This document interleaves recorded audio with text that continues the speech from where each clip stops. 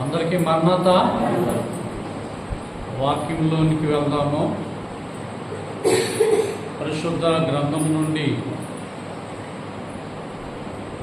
సమూయేలు, 2వ సమూయేలు గ్రంథము, సమూయేలు యొక్క 2వ గ్రంథము 9వ అధ్యాయము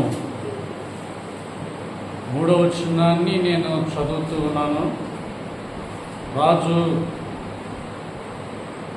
యెహోవా నాకు దయ చూపినట్లుగా నేను ఉపకారము చేయుటకు సౌలు కుటుంబములో ఎవడైనా ఒకడు శేషించి ఉన్నాడా అని అతను అడుగగా, షేబా యోనాతాను నాకు కుంటి కాళ్ళు గల కుమారుడొకడు ఉన్నాడని రాజుతో మనవి చేసేను.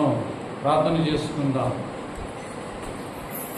దయగల మా తండ్రి,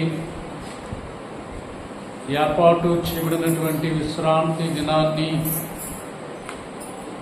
మీరిచ్చినటువంటి ఈ 9వ మాసములో చివరి యొక్క ఆదివారపు ఆరాధనకు నడిపించిన మా తండ్రి, ఈ నెల తర్వాత మమ్మలను మరొక 10వ నెలలో దిద్దుబాటు నెలలోనికి నడిపించిన ఉన్నారు. ఈరోజు మీరు మాతో మాట్లాడండి. వాక్యము చేత మా హృదయాలను నింపమని మంచి బోధకుడైన యేసు నామములో వేడుకొనుచున్నాము మా పరమ తండ్రి. దేవుని సన్నిధానం చేరుచిన మీ అందరికీ దేవనామములో త్రిత్వదేవిని కాపుదల సదాకాలం తోడే నడిపించును గాక. మరణాత. కూర్చుందాం. రాజు అయినటువంటి దావీదు తన యొక్క ఏర్పాటు యొక్క పరిపాలనలో రాజు తన గతంలో జరిగినటువంటి విషయాన్ని, రాజు కాకముందు జరిగినటువంటి విషయాన్ని ఆయన గుర్తు తెచ్చుకుని దావీదు షేబాతో మాట్లాడుతూ ఒక మాట అన్నాడు. రాజు అయినటువంటి దావీదు అంటున్నాడు, యెహోవా నాకు దయ చూపినట్లుగా నేను ఉపకారము చేయుటకై ఉపకారము చేయుటకు సౌలు కుటుంబములో ఎవడైనా నొకడు శేషించి ఉన్నాడా అని అతను అడగగా. చాలండి. ఒక మంచి మాట. ఏమిటి ఆ మాట అంటే కృతజ్ఞతతో కూడుకున్నటువంటి మాట. ఆ మాట ఈరోజు మనం అందాం. ఉపకారానికి ఉపకారము. ఏంటండి? ఉపకారానికి ఉపకారము. సాధారణంగా ఇది మనకు ఆలోచన రాదు.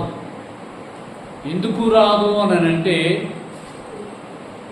మేలు పొందుకున్న తర్వాత ఆ మేలును మనం గుర్తు తెచ్చుకోం. సాధారణంగా ఎవరు కూడా దాన్ని ఆలోచించం. ఏదో ఈ రోజుకి అయిపోయింది కదా, ఎలాగా అయిపోయింది కదా, ఏదో వారు మనకు సహాయం చేశారులే, మనల్ని ఆదుకున్నారులే అన్న పరిస్థితి ఆ సమయంలోనే ఉంటుంది. ఏదో గుర్తుపెట్టుకోవాల్సినటువంటి పరిస్థితి ఏమీ ఉండదు. సాధారణంగా దేవుని బిడ్డలైనటువంటి వారికి ఏమి ఉండాలంటే కృతజ్ఞత అనేది ఉండాలి. మనము దేవుని ఎరిగిన బిడ్డలము కాబట్టి కృతజ్ఞత అనేది మన మనస్సులో ఎప్పుడూ ఉండాలి. దేవుని కృతజ్ఞతలో స్తుతి చెల్లించాలి. అనుదినమును దేవుని జ్ఞాపకం తెచ్చుకోవాలి. ఆయన మనం కాపాడుతున్నాడు కనుక ఆయనను అనుదినము నిత్యము కూడా దేవుని స్తుతించాలి. సరే, రాజుకి ఎప్పుడో యోనాతాను కాలంలో మేలు కలిగింది. ఆ యోనాతాను లేడు, ఆ కాలం అయిపోయింది. తాను సహాయం పొందుకున్నాడు. ఎప్పటికప్పుడు యోనాతాను దావీదుకి విషయాలను తెలియపరిచేవాడు. ఇద్దరు కూడా ప్రాణ స్నేహితులు. యోనాతాను దావీదు హృదయాలు కలిసి ఉండేటువంటి మనస్సు కలిగినటువంటి వారిద్దరూ కూడా. నేను స్నేహం గురించి మాట్లాడడానికి కాదు, కానీ అవసరమైతే తర్వాత ఆ విషయాన్ని మనం మాట్లాడుకోవచ్చు. కానీ ఈరోజు ఉపకారానికి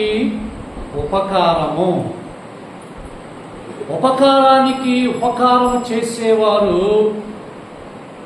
అక్కడక్కడ ఉండవచ్చు. అందరూ ఒకేలాగా ఉంటుందా? అందరి మనసు ఒకేలాగా ఉంటుందా?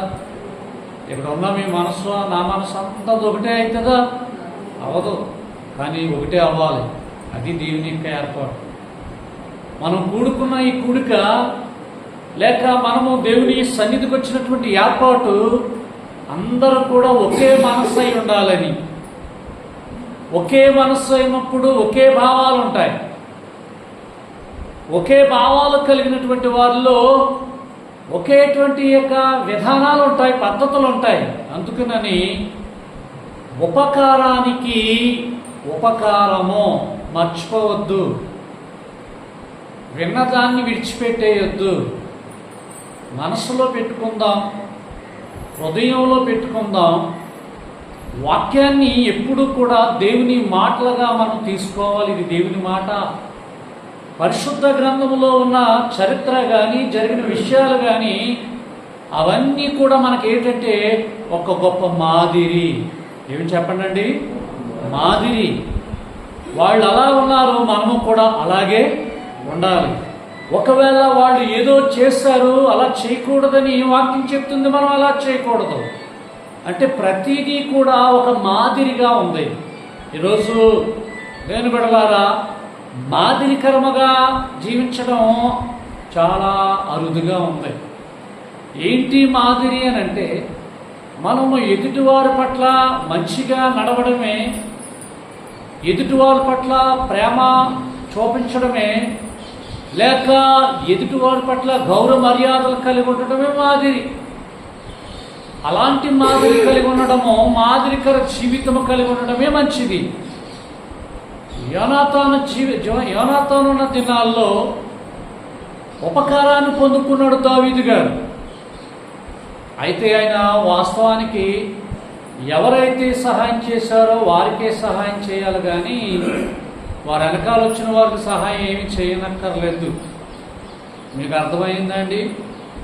మా తండ్రి కాలంలో మా తండ్రి గారికి ఎవరో ఉపకారం చేశారు. ఉదాహరణకి ఆయన లేడుకుడు, ఆయనకి చేయాలి తప్ప ఆయన కొడుకు నేను ఉన్నానని మీ నాన్న నాకు ఇలా సాయం చేశాడు, ఆ సాయాన్ని నీకు చేస్తున్నానని అన్నవాళ్ళు ఎవరన్నా ఉన్నారా? ఉన్నవాళ్ళకి వెళ్ళేందు, పోయిన వాళ్ళకి ఇంకెక్కడా?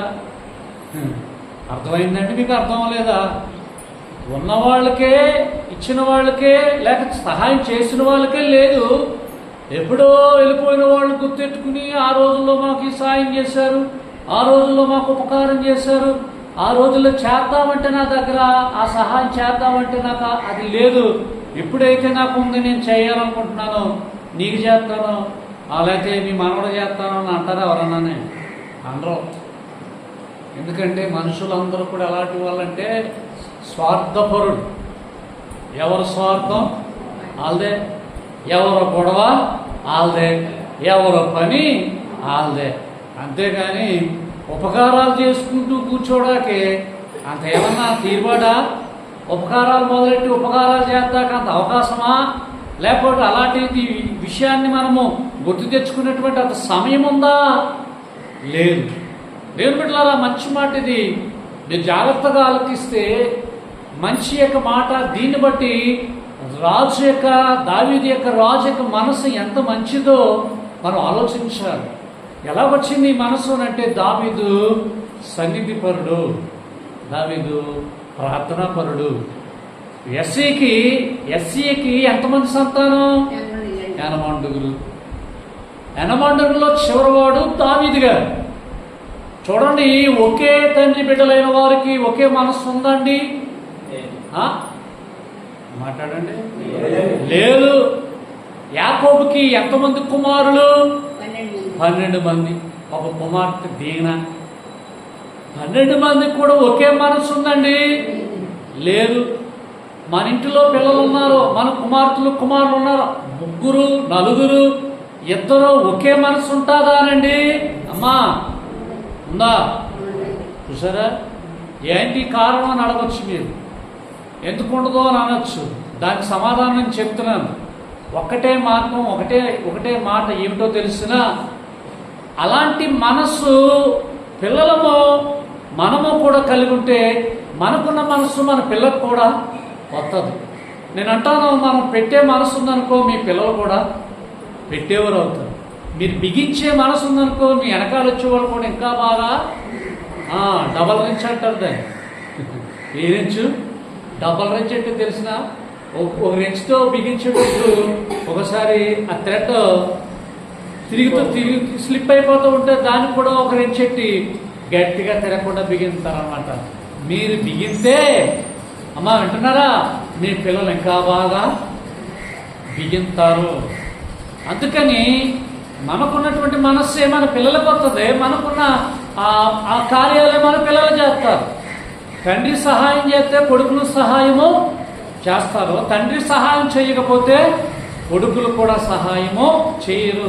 ఏంటి అనంటే ఉపకారము. ఏం చెప్పండి అమ్మా?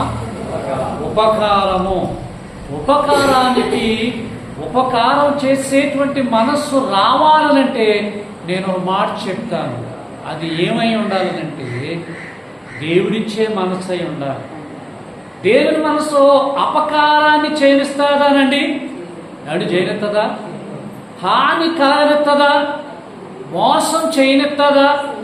అబద్ధం ఆడనిస్తుందా? ఇవన్నీ కూడా సాతాను నుండి వచ్చినవే తప్ప దేవుని నుండి వచ్చినవి కాదు. అంటే నువ్వు అనుకోవచ్చు, నేను త్వరగా వెళ్తాను, సమయం తక్కువే కాబట్టి సువార్త పాఠం పత్రిక పాఠంలోకి వెళ్ళాలి, కానీ దీన్ని వివరించడానికి చాలా సమయం పడుతుంది. మంచి మాటలు ఇవి. మనం ఏదో అడావుడికి వెళ్ళిపోవడానికి కాదు, కానీ ఒక్క మాట అయినా మన మనసులో ఉంటే ఆ మాట ద్వారా మనం బలపడతాం. ఉపకారాన్ని ఎన్ని విధాలుగా మనము ఆలోచించాలనంటే ప్రతిదీ కూడా మనము సహాయం చేసేటువంటి గుణాన్ని మొదటగా మనం కలిగి ఉండాలి. పిల్లలకు కూడా ఎలా వచ్చేసిందనంటే చిన్న పిల్లలకు కూడా ఇది నాది అని అనేసేటువంటి మనసు ఎందుకు వచ్చిందంటే ఆ తల్లిదండ్రులు ఉన్నటువంటి జీన్స్ పిల్లలకు వస్తాయి. అర్థమైందండి? డాక్టర్ గారు చెప్తూ ఉంటారు, అమ్మ హెల్దీగా ఉండాలి పిల్లలు అని అంటే నువ్వు బాగా ఆ గర్భంతో ఉన్నప్పుడు నువ్వు చాలా చక్కగా ఉండాలి, ఎటువంటి ఆలోచించకూడదు, హ్యాపీగా ఉంటే సంతోషంగా ఉంటే ఆ కడుపులో లేక గర్భంలో ఉన్నటువంటి శిశువు కూడా యాక్టివ్గా ఉంటారు అని చెప్తారు డాక్టర్లు. అందుకనే గర్భంతో ఉన్నటువంటి స్త్రీ ఆలోచనస్ పెట్టుకోకూడదు. ఎక్కువగా టెన్షన్ ఆలోచనలు అలాంటివి పెట్టుకోవడం వల్ల ఆ ప్రభావం బిడ్డకు కూడా చూపిస్తుంది. చూసారా? అంటే మనం సాధారణంగా మనం నడుపుతున్న విధానము, మన విధానాలన్నీ కూడా ఎవరికి వచ్చేస్తున్నాయి? లోపల మాట్లాడతలేదు, పిల్లలకు వచ్చేస్తున్నాయి. మాట్లాడలేదా? అంటే ఏముంది మనసులోనంటే జాగ్రత్తగా వినండి, మనిషి అంతా కూడా స్వార్థంతో ఉన్నాడు. ఎలాగున్నాడు? స్వార్థంతో ఉన్నాడు. రక్షకానా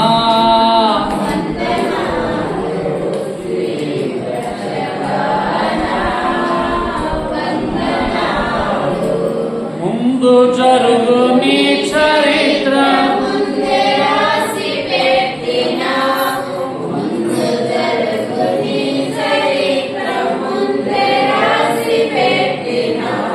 రక్షకానా వందనాలు శ్రీ రక్షకా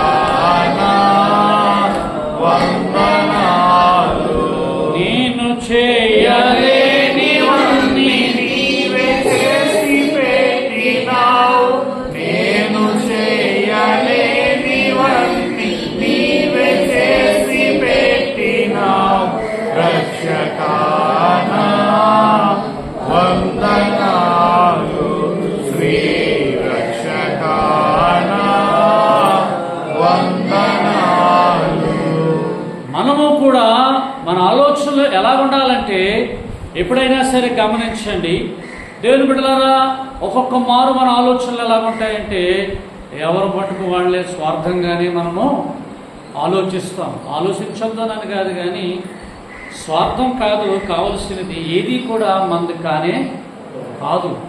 మందుందా ఏదైనా చెప్పండి.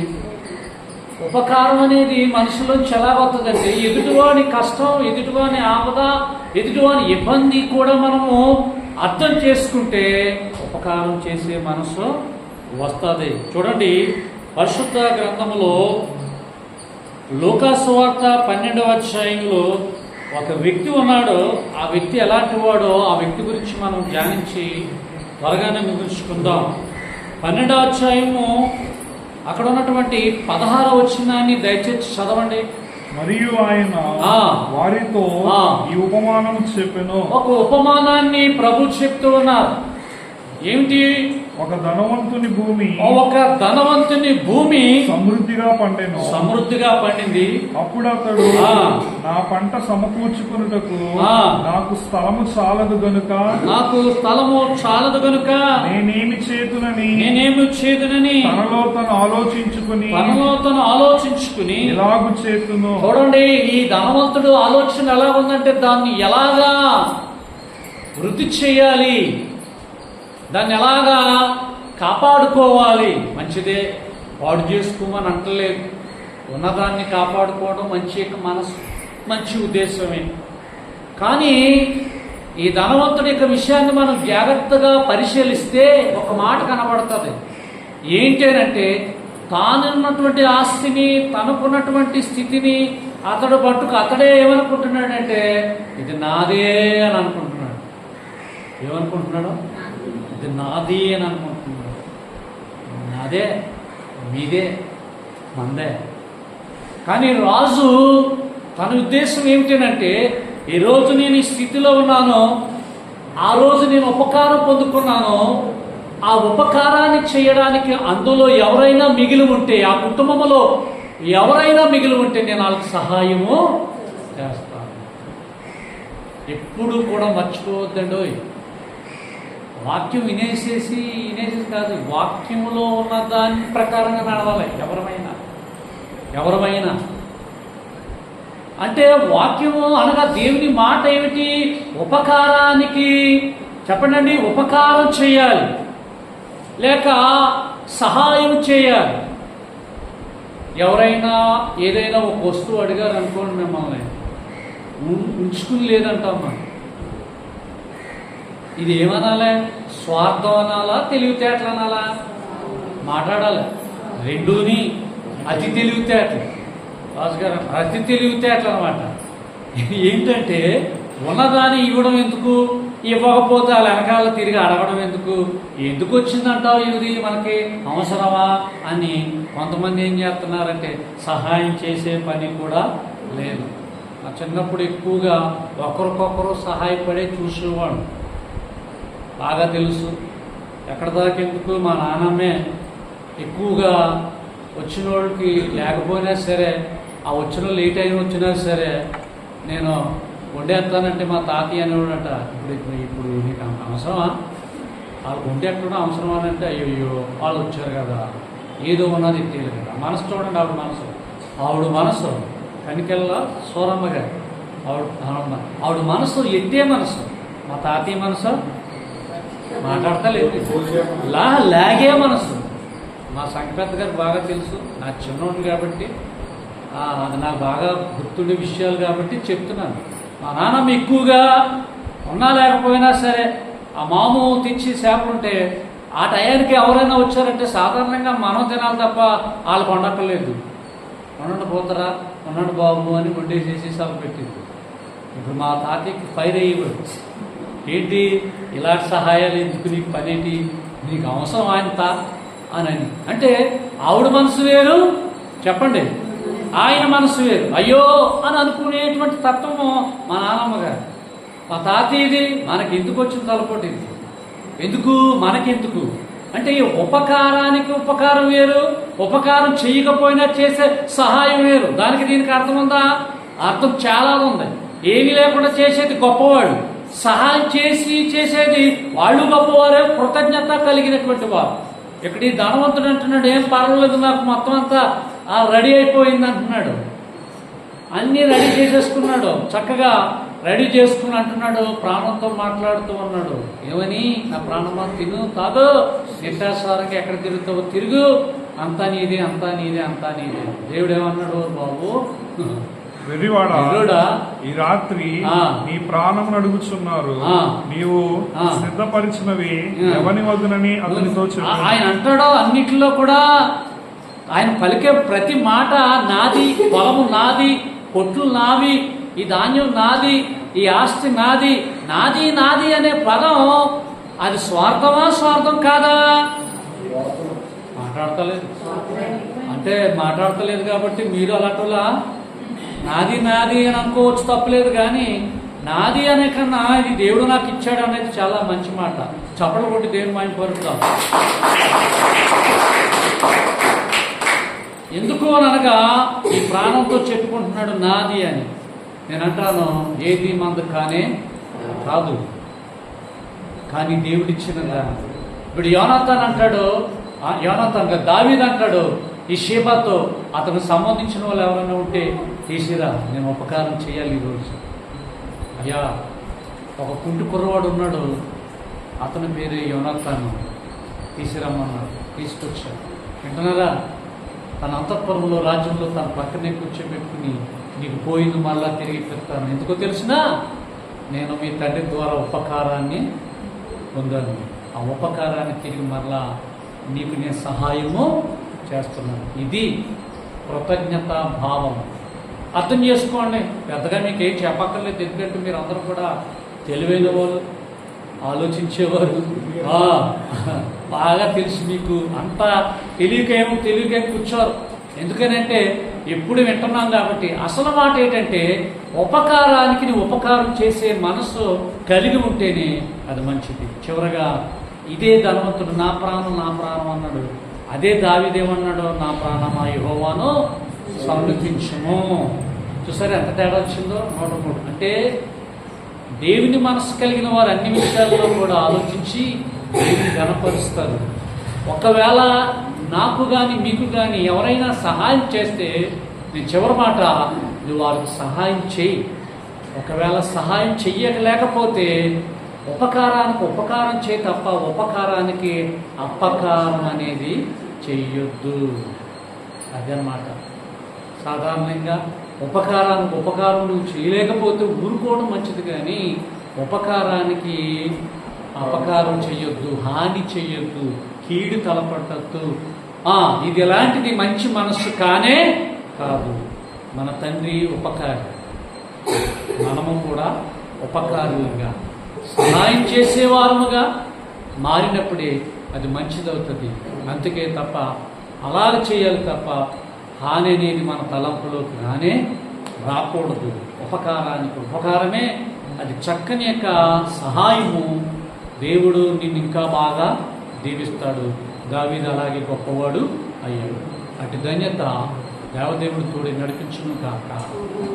దయగల మా తండ్రి ఈరోజు మాతో మాట్లాడారు. ఉపకారానికి ఉపకారం చేయాలని, ఉపకారానికి ఉపకారం చేసిన వారే కృతజ్ఞత కలిగిన వారని. అపకారం అనేది దుష్టుడి యొక్క మాటలు, ఆలోచన. హాని కలిగించేది సాతాను. ఆలోచనలో హాని చేసే ఆలోచనలు ఇచ్చేది కూడా దుష్టుడే. అలాంటి తలంపులేమీ లేకుండా మంచిగా నీ సన్నిధిలో ఉండి దావీదు ఎలాగైతే ఉపకారానికి ఉపకారం చూపించారో అలాంటి మనస్సు మాకందరికి దయచేయండి. ఈ వాక్యము చేత మేము కూడా సహాయము పొందుకున్న వారికి సహాయం చేసే మనసిమ్మని, మంచి మనస్సుతో మమ్మల్ని బలపరచమని యేసు నామములో వేడుకొనుచున్నాము మా పరమ తండ్రి. మరణాత.